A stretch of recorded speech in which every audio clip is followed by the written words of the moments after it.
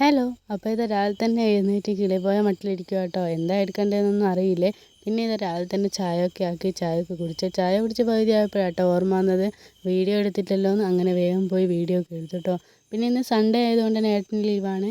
അപ്പോൾ ഏട്ടൻ പുറത്ത് പോയി വരുമ്പോഴത്തേക്ക് ഒരുങ്ങി നിൽക്കാൻ പറഞ്ഞിട്ടുണ്ടായിരുന്നു കേട്ടോ. വേഗം ഒരുങ്ങി നിന്നായിരുന്നേ. പുള്ളിക്കാരനെ തീർന്നിട്ടില്ല എന്ന് തോന്നുന്നു കേട്ടോ. ക്യാമറ ഓണാക്കി വെച്ചത് എന്തൊക്കെയോ കോപ്രായം കാണിക്കുന്നുണ്ടായിരുന്നേ.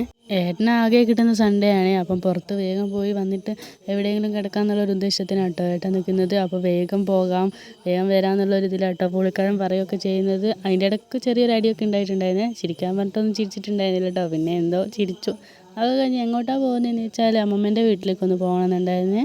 കുറേ ആയിട്ടോ പോയിട്ട് അമ്മമ്മേനെയും അച്ചാച്ചനെയും മാമന്മാരെയൊക്കെ ഒന്ന് കണ്ടിട്ട്. അപ്പോൾ ഏട്ടൻ പറഞ്ഞെന്നാൽ പോയിട്ട് വരാം. അവിടെ ചെന്നെത്തേക്കും അമ്മയും അനിയത്തിയൊക്കെ ഉണ്ടായിരുന്നു കേട്ടോ. പിന്നെ കുറച്ച് നേരം ഇരിക്കുകയൊക്കെ ചെയ്തു.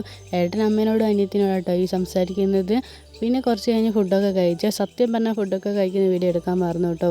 വേറെ കുറച്ച് സ്ഥലങ്ങളിലും കൂടെ പോകാനുണ്ടായിരുന്നു. പിന്നെ കുറേ ദിവസമായി എനിക്കൊന്ന് ഫ്രൈഡ് ചിക്കൻ കഴിക്കണമെന്ന് കൊതിയായിട്ട് കേട്ടോ.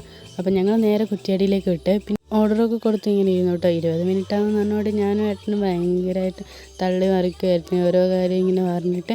ഏട്ടന് അത്ര ഇഷ്ടമല്ല കേട്ടോ ഈ ഫ്രൈഡ് ചിക്കൻ. പക്ഷേ എനിക്ക് വേണ്ടിയിട്ട് മാത്രം കേട്ടോ പുള്ളിക്കാരൻ കഴിക്കുന്നത്. ഫ്രൈഡ് ചിക്കനും ഒരു കോംബോ ആട്ടോ ഞങ്ങൾ പറഞ്ഞത്.